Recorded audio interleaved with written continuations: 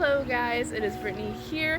Welcome back to my Color Guard YouTube channel. If you're watching this video, I'm going to assume you want to learn more about this fabulous piece of equipment. If that is the case, please keep watching. If you have not already watched two very important videos, one being my Sabre's Drops video, go watch that first. Two, if you have not watched my Rifles Tracks video / you do not know how to do, there we go, tracks on rifle, please do that first, because like I've said in previous videos, Sabre does not make a lick of sense if you do not know how to spin a rifle, and it's very hard to transition right from flag or nothing straight to Sabre. So please do that first. If you've already done that, good for you, and let's go learn some tracks / flourishes. So, first things first when it comes to learning Sabre tracks is to know that it is different from rifle tracks, but we follow the same principles. We need to stay in our toaster, which I talked about in that video. In case you need a little mental refresher, the toaster is kind of the space flat in front of us and flat behind us. Your goal is to never hit kind of an angle with your equipment. You always want it to stay flat with you and never tilted like this, okay? So your toaster basically means you're keeping your equipment flat in front of you and flat behind you, and that's basically what it means. So when I talk about a toaster, that is what I'm referring to. Other than that, like I mentioned in my rifle video, this is a wrist loosening / wrist exercise. So if your wrists are tight, I recommend just kind of doing little stretching exercises with your wrists, or kind of just using your equipment to stretch your wrists out a little bit, because this might be a little hard if your wrists aren't already warmed up / stressed. Stressed? Stretched. Stretched! Alright, so moving on. So to start our tracks on Sabre, we're going to start at a right flat technically. The blade is on our right side and the hilt is on the left, but our hands are not at the drop spin position, they're kind of reversed. So right hand is over on your catch tape, which remember is about 1/3 from your tip. Left hand is palm up to the sky, grabbing your hilt. Thumb press, remember we never wrap because that causes injuries. So just like we did on our rifle flourishes / tracks, is we're going to push my right hand down. Remember this is our push, and we're going to push, pass. Pass, we want to be just a little bit above your spotter tape, remember, which is about 1/3 in from your hilt, and you're going to go straight down to your point 12. If you don't remember what that is, it's the angle that comes straight out of your hip and at the down angle on your 27 points. So we're going to push, push, pass. We're going to dive straight down. My tip is going to come behind me first. It's going to come up. My tip's going to dive in front of my legs, and I'm going to grab it and slide my right hand all the way back to my catch tape, my left hand grabbing over on the hilt. Now we got to reverse it the other direction. So I'm going to push my left hand straight down to my thigh. Push. My pass is now going to be just about right on that spotter tape, not just a little bit above. I'm going to dive now down to my opposite angle, my point 24. So I'm going to dive down with my left hand, down. Remember, hilt is diving down first. Dive down. Hilt comes right in front of my legs right here. I'm going to bring it up. This is very different from anything else you'll do on tracks, on rifle, and on the right side on Sabre. We have to do kind of a little pop to get it back to our flat. So I'm going to kind of release it. It is the smallest release in the world. Do not even think about doing a release or a toss. Just kind of pop it into place. You're going to want to pop it like that. Sorry, I tilted a little bit. But you want to bring it back to where your left hand is under the hilt and your right hand is over on the catch tape, so we can restart on the right side. We're going to do the same thing and push, pass to here.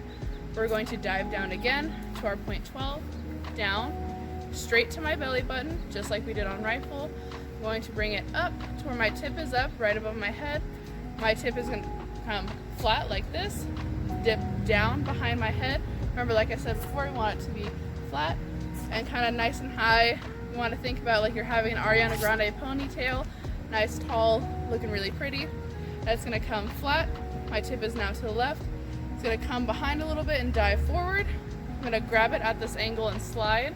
So my left hand is grabbing the hilt, my right hand is grabbing my catch tape. I'm in a nice strong port position. Then I'm going to drop it down to my flat. I'm going to do my push pass again.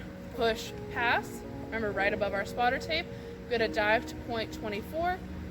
Point 24, belly button, straight up my body.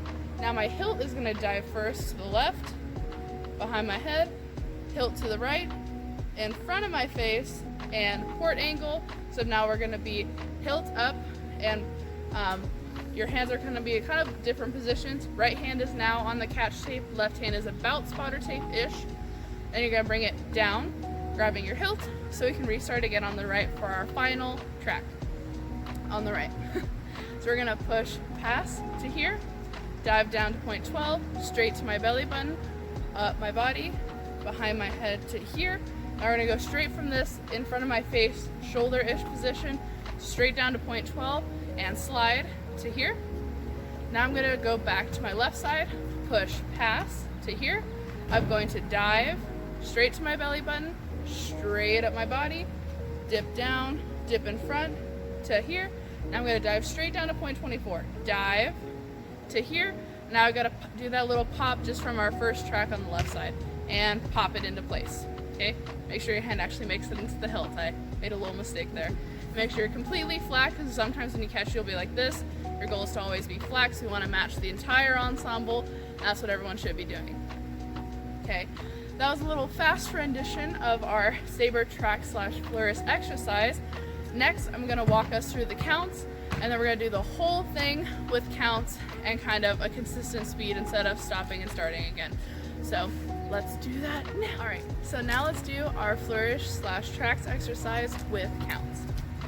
So we're here, remember, like I said on my rifle video, we're going to push 8, grab and. If you need a little refresher what and counts are, between 8 or 1 or whatever 2 counts, there's an and count, which is basically the half point in between the 2 whole counts. And basically it kind of just helps us as instructors clean things and makes the ensemble cleaner, because we can kind of detail stuff out down to the tiniest little seconds, aka the half counts or and counts. So I use words to help me in guard. I'm a very word-oriented person. If you tell me to do something on 8 and, I'm gonna use a word instead, because it helps my brain a little better. So I'm gonna go 5, 6, 7, push, pass. So push is on 8, pass is on and. Push, pass. We're gonna go 1, 2, slide 3. So remember, sliding on 3, this should be up 1, 2, slide 3, quick motion. Then we're gonna hold 4, 5, 6, 7, push, pass. 1, 2, and 3. 5, 6, 7, push, pass. 1, 2, 3, 4, and 5. This is 5, sorry, be on the handle, not inside. 5, 6, 7, push, pass. 1, 2, 3, 4, 5, 6, 7, push, pass. 1, 2, 3, 4, dive 5, 6, 7. Now we slide on 7. Immediately go into your push, pass. 1, 2, 3, 4, dive 5, 6, and 7. And then holding 8, because obviously we don't have anything else to do on 8. All right, so now that we've gone through all of our counts, we know the exercise, we can put it all together without stopping. So let's go do that. Whole exercise. 5 and 6 and 5, 6, 7, push, pass. 1, 2, slide 3. 5, 6, 7, push, pass. 1, 2, pop 3.